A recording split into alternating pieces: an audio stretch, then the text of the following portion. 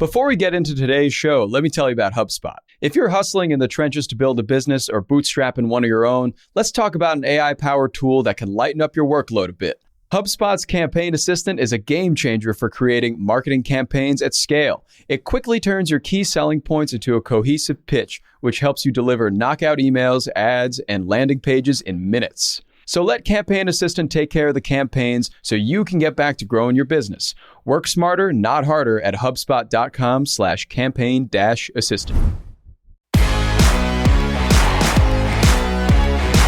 Good morning, everyone. It is Thursday, August 31. I'm Juliet Bennett Rylah here with Ben Berkley, and this is the Hustle Daily Show.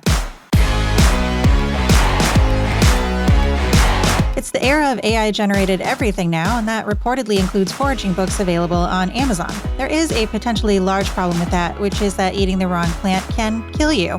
We're going to talk about that later, but first, let's discuss what else is happening in the world of business and tech.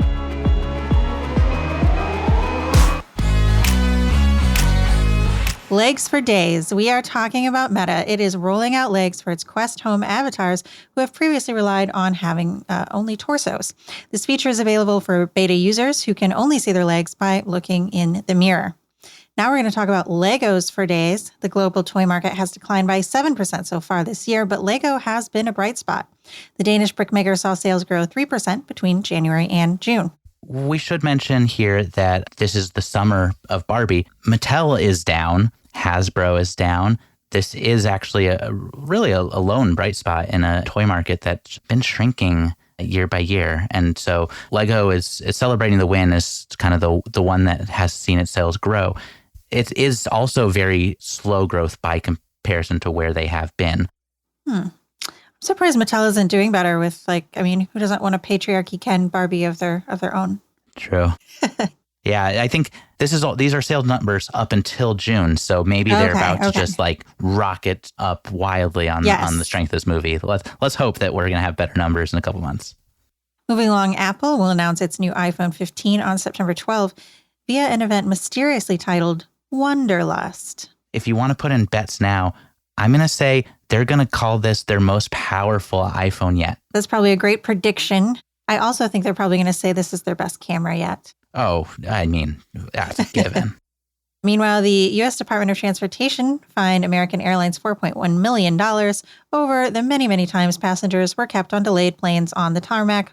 Burger King now must defend its Whopper in court after a U.S. judge rejected the fast food chain's bid to reject a lawsuit that alleges its burgers are portrayed 35% larger than they are in real life. McDonald's and Wendy's facing similar lawsuits. This is a really bad time for people who, I guess, style food extra big for commercials. Absolutely. Yes. I was going to say, doesn't every fast food commercial look 10 times more appealing than what you actually get? I never thought there was another way. No, and I fear for the future burger ad if these are successful lawsuits, but also, I suppose, false advertising is probably a good thing to be taking on in general.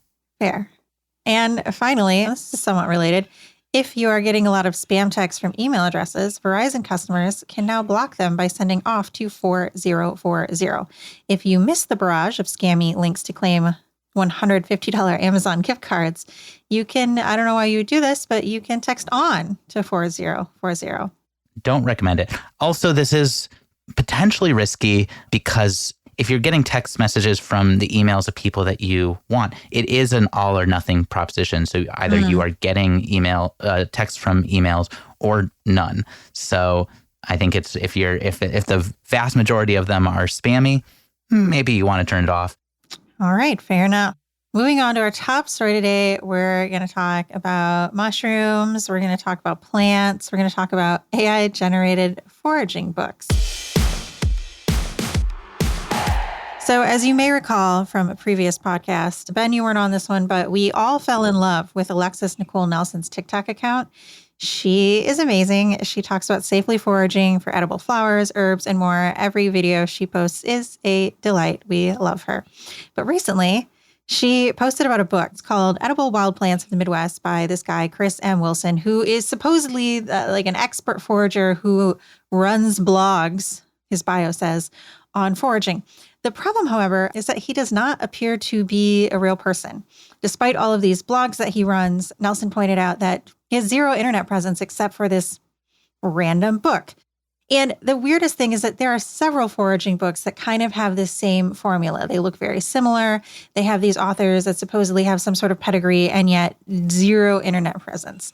The prevailing theory here is that these are AI-generated books with AI-generated author bios and author images trying to cash in on the foraging trend, which is something that, TikTokers like Nelson are at the forefront of. And there is an obvious problem with this. You just can't go around eating any plant that you find. No, you cannot. That is very dangerous. And so the concern is that these AI-generated books might potentially be very dangerous for people who order them not realizing they're AI-generated and are maybe reading content that was not checked over carefully by experienced foragers.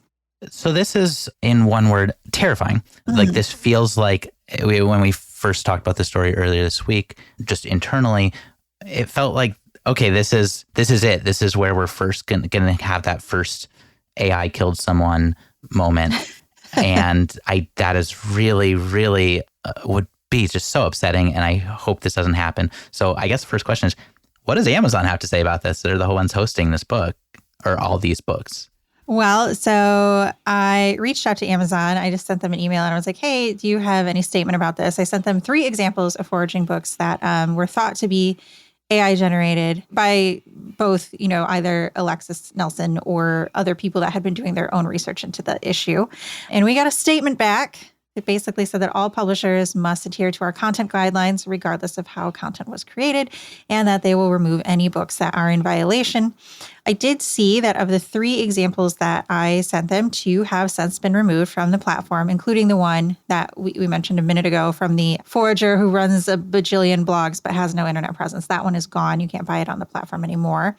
It was kind of left unclear as to what violations these would fall under. I guess they do have one. I looked through the violations and one is not misleading customers. So I guess if you are tricking people into thinking they're buying a book that's run by this extremely experienced forager who does not exist, that would be misleading. But it's kind of left unclear as to how Amazon will handle this. And not only that, stay on top of what seems like a avalanche of AI-generated content being self-published on the platform. Yeah, I feel like we've seen this in a lot of different other pockets, maybe less life-threatening than just kind of like a computer telling you, yeah, sure, eat that mushroom, no big deal. I'm trying to think of other examples. What have you seen out there? Okay, so I read a Reuters article that was talking about some AI-generated content, and this is, every case of this is where the person has admitted, yes, I used ChatGPT to write this. So that includes children's books, which is kind of like, all right, as long as I guess there's nothing weird in them, fine. Poetry collections, okay. I found an example of some very spicy sci-fi that AI apparently wrote, okay. And most of this is pretty harmless. I think a lot of these things don't really have great reviews, but mostly harmless. But that also isn't accounting for how many so-called authors are using ChatGPT to generate content, everything from the words as well as the illustrations, and then not saying anything about it being AI generated. So it's unclear how much there actually is.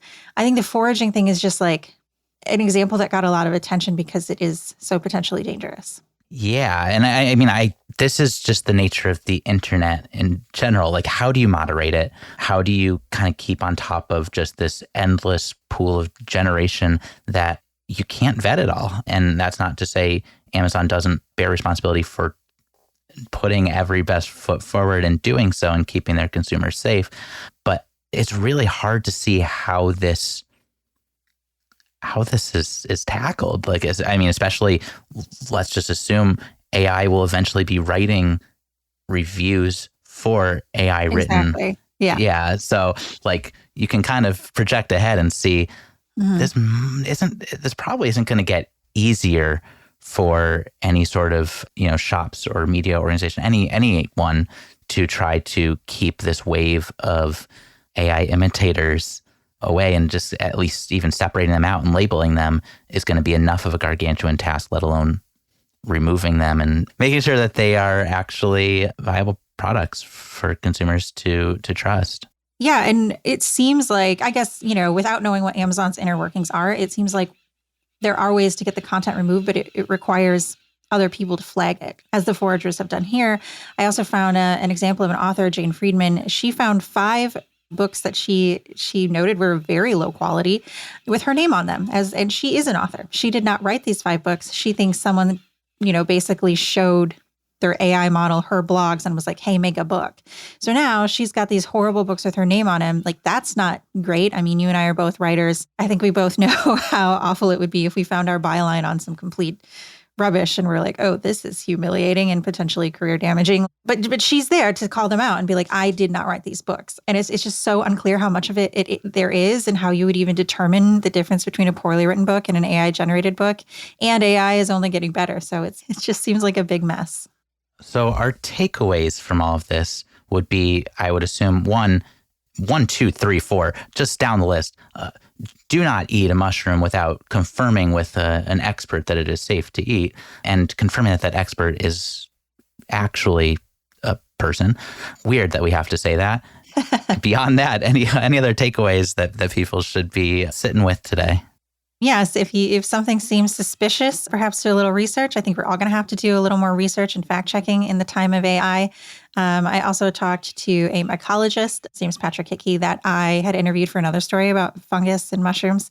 And, he was saying he didn't even trust the apps that supposedly identify plants. So, I mean, I guess I wouldn't either because I have one for houseplants and it gets them wrong all the time. I'm not trying to eat my houseplants, but my cat is, and that's why I use them. So maybe don't do that either.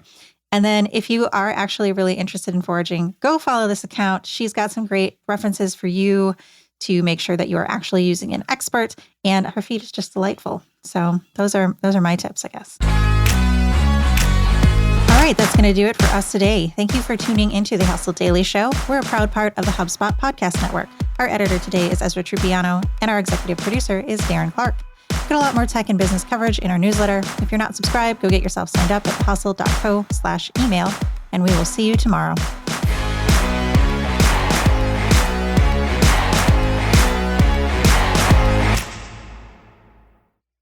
Let me tell you about a show that I've been loving lately. It's called Entrepreneurs on Fire. It's hosted by the incredible John Lee Dumas. It's available now on the HubSpot podcast network. Entrepreneurs on Fire stokes inspiration and shares strategies to fire up your entrepreneurial journey and create the life that you've always dreamed of. I'm a big fan of this podcast. It has energy, it has value, and it's all about learning about entrepreneurship. I was just listening to an episode the other day. JLD interviewed Jay Rogers, who was such a wealth of information. He kind of went into how entrepreneurship chooses you. You don't necessarily choose it, and that failure only happens when you stop trying to win. A lot of gems in this one, so I'd highly recommend checking out that particular episode along with the rest. So go listen to Entrepreneurs on Fire wherever you get your podcasts. Hey guys, if you listen to the Hustle Daily Show on Google Podcasts, we want to let you know that the option will no longer be available pretty soon. Google is sunsetting its podcast app sometime in early 2024 in favor of YouTube Music, and we want to give you a heads up before it's too late, since that time's almost here. The Hustle Daily Show is available everywhere and anywhere that you listen to podcasts, like Apple Podcasts and Spotify. If you're using YouTube Music, we are there as well. If you're an Android fan, there are plenty of apps like Overcast, Pocket Casts, Player FM, and more. So just search for us wherever you decide to listen to your favorite podcasts.